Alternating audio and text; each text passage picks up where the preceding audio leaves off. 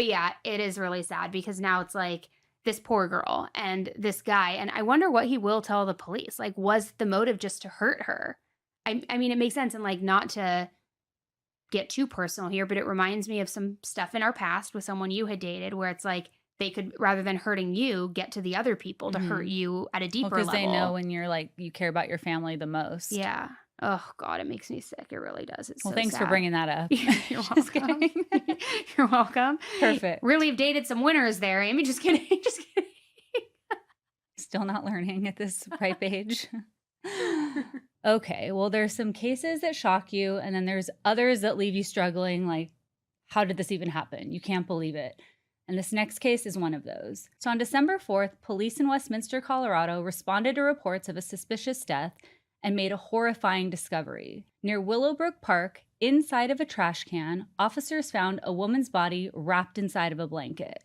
And they had determined that she had been dead for several days. The body they found was that of Annette Marie Valdez, a 37-year-old mother of 3 who had been missing for a few days.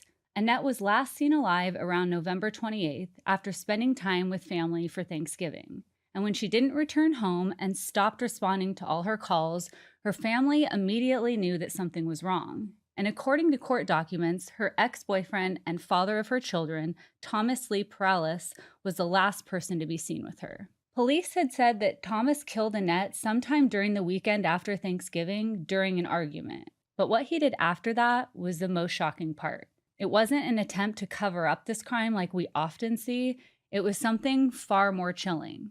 Investigators allege that Thomas wrapped Annette's body in blankets, placed her in a shopping cart, and pushed her body around the city for days before ultimately dumping her remains in a trash can near the park. See, Thomas was reportedly homeless at the time, and several witnesses came forward saying they saw him moving Annette's body in the shopping cart. Many of them also say that he was relying on parks and public spaces for shelter, but wasn't trying to hide that shopping cart at all. It was just in plain sight and he was pushing it around. One witness also came forward and told police that Thomas admitted to what he did, allegedly saying, "You know, I killed my wife and paraded her around."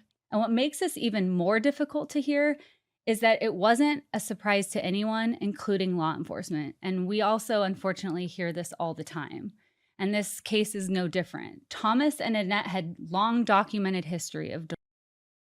And over the past 2 years, police had responded to dozens of calls involving the couple. Annette had multiple protection orders against Thomas, alleging this ongoing abuse. And in fact, one incident just weeks before her death, police say Thomas had attempted to force his way into her apartment, damaging her door and her Ring camera while she was inside. And then after that incident, Thomas was arrested.